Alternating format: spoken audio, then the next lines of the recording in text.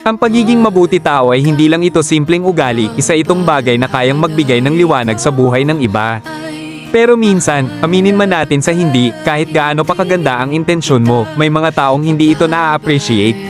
May mga pagkakataon pa nga na ang pagiging mabait mo ay nagiging dahilan para ma-take advantage ka o hindi itrato ng tama. Ibig sabihin ko lang naman, minsan mali ang maging mabait palagi, mahalaga rin na matutunan mong maglagay ng hangganan. Hindi mo kailangang laging magbigay o magsakripisyo para lang masabing mabuti kang tao ka sa kanila. Minsan, kailangan mo ring tumanggi, hindi naman ibig sabihin nun wala kang pakialam, kundi dahil mahalaga rin ang pagpapahalaga mo sa sarili mo. Tandaan natin, ang tunay na kabutihan ay hindi lang ito nasusukat sa pagiging laging, oo, sa iba. Ito'y nasusukat sa kung paano mo pinapakita ang malasakit mo ng may balanse, pagmamahal sa iba at pagprotekta sa sarili. Yan ang tunay na kahulugan ng pagiging mabuti, hindi pagiging sunod sa onyeran, kundi pagiging totoo sa sarili habang nagpapakita ng malasakit sa iba.